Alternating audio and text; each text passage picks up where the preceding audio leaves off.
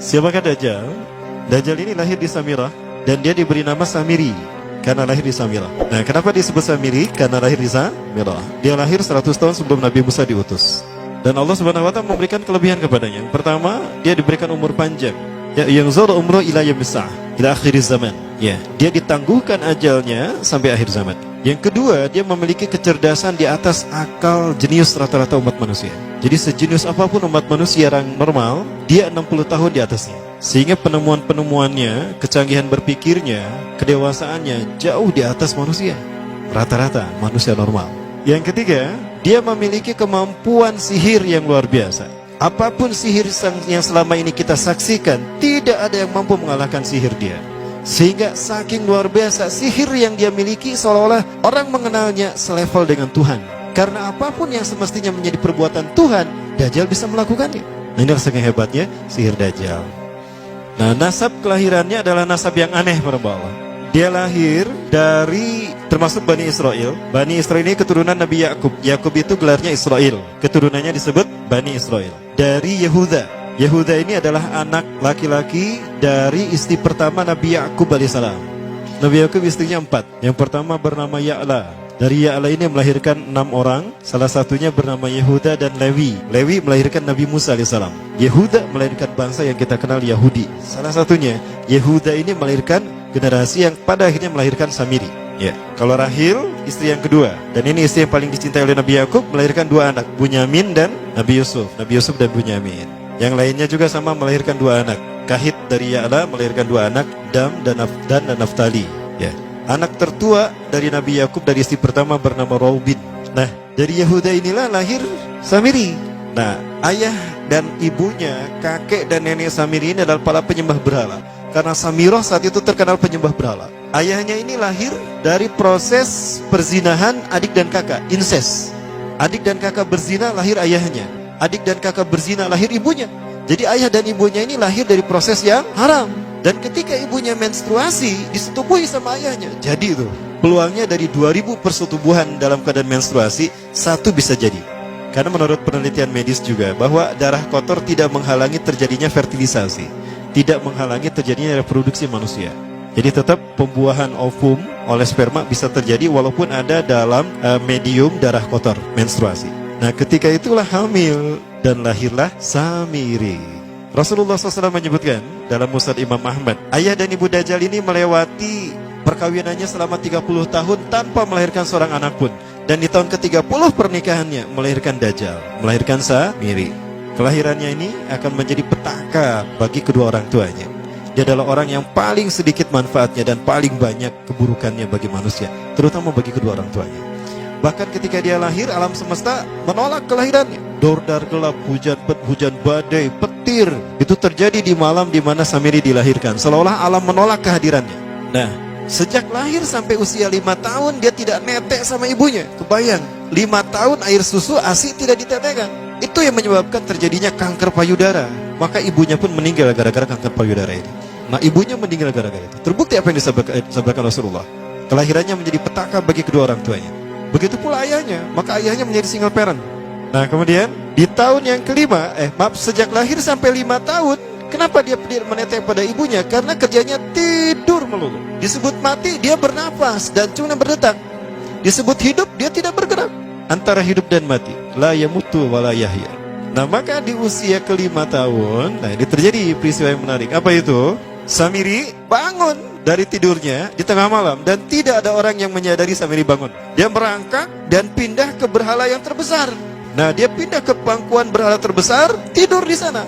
Dan ternyata ketika berada di berhala terbesar tadi, ya buang air kecil dan buang air besar. Besoknya itu adalah hari pemujaan kepada dewa-dewa mereka, bangsa Samirah. Apa yang terjadi? Ketika terjadi ritual pemujaan tadi, maka sang raja yang dipertuhankan oleh kaumnya mencium sesuatu yang tidak enak. Bapaknya Samiri ini adalah tokoh agama paganisnya. Pas dilihat, kaget sang raja. Ternyata itu pesing berasal dari pantatnya si Samiri yang ada di pangkuan berhala terbesar. Marah murka tuh sang raja.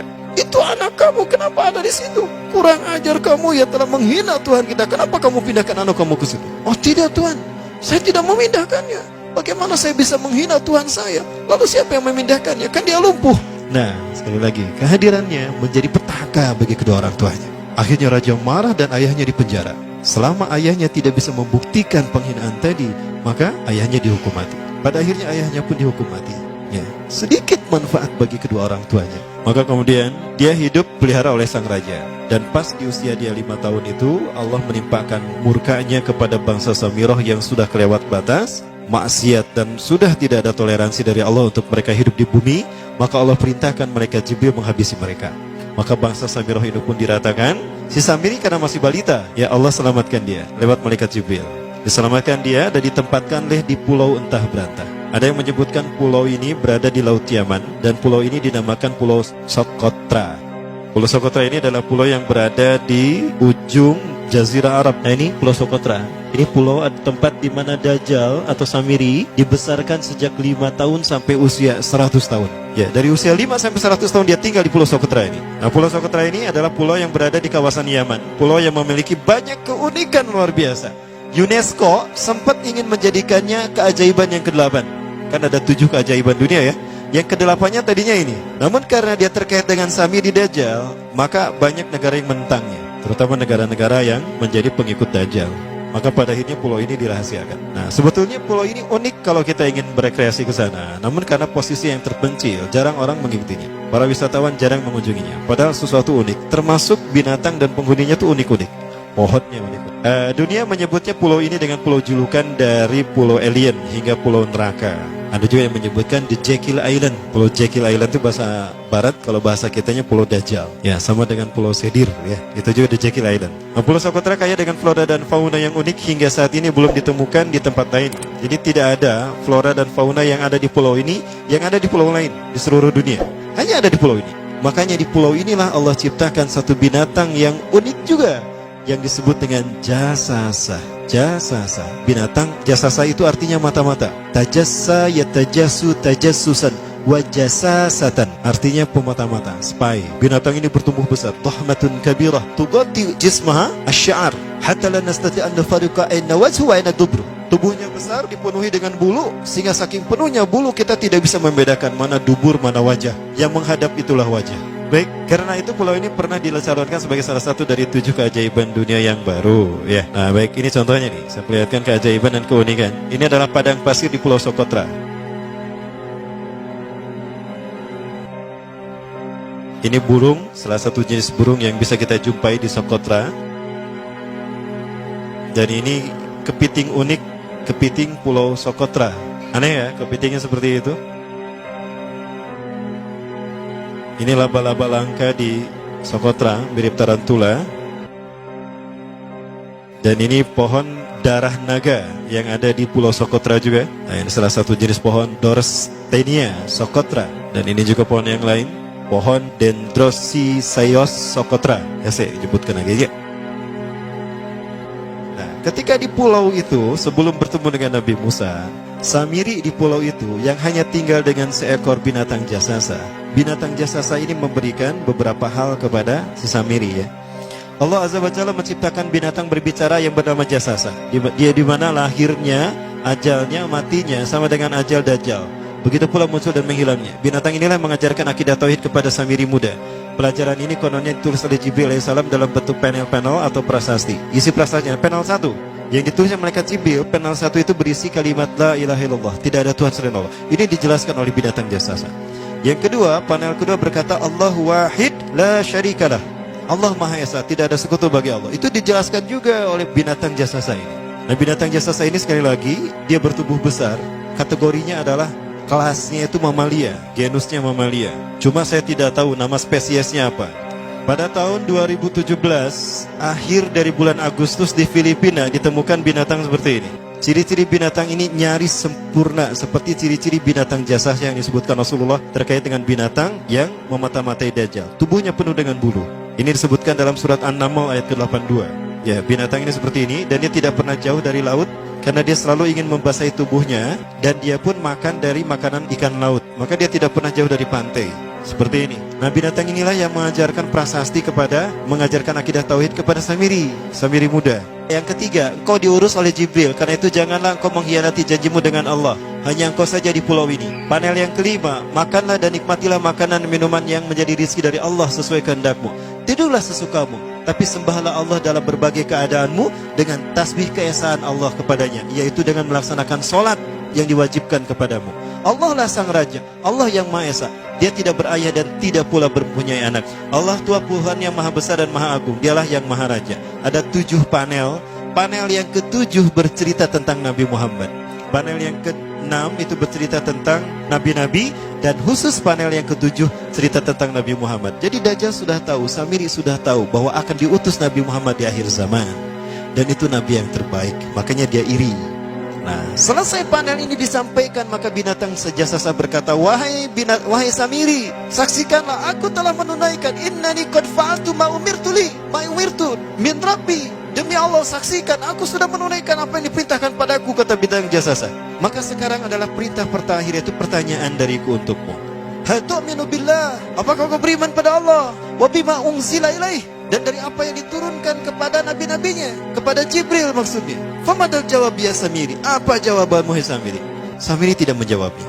Lama ditunggu-tunggu, Samiri tidak menjawabnya, sehingga binatang ini pun pergi dengan menjerit, dengan jeritan yang membuat Samiri ini pekak telinganya. 2 kali lagi datang lagi kembali kepada Samiri dan berkata binatang jasasa, ya Samiri, famadal jawab, hal tu'minu billah, in tu'minu billah fatakunu mu'minan ajaba imanika ila yaumil qiyamah.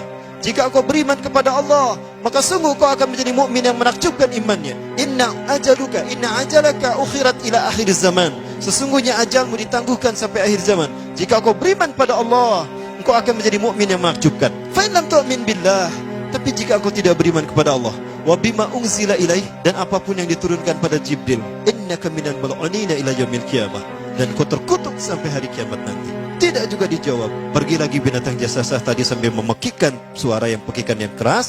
Yang ketiga kali yang terakhir dia bertanya kembali. Dan apa jawaban Samiri? Hei jasasa binatang buruk rupa, lihat di pulau ini tidak ada siapapun kecuali engkau dan aku. Dan yakinilah kalau panel ini bukan tentang Allah yang di langit sana, tapi yang disebut Allah itu saya. Hei jasasa, akulah Allah itu. Oh, dia menjerit dengan jeritan yang makin keras, sampai si Samiri pun menutup kedua telinganya. Sejak saat itulah binatang itu pergi dan berkata, innaka dajjal, innaka dajjal, innaka dajjal. Engkau adalah pendusta, engkau adalah pendusta, pendusta sampai hilang suaranya. Di saat itulah Samiri mendapatkan gelar Dajjal. Jadi siapa nama asli Dajjal?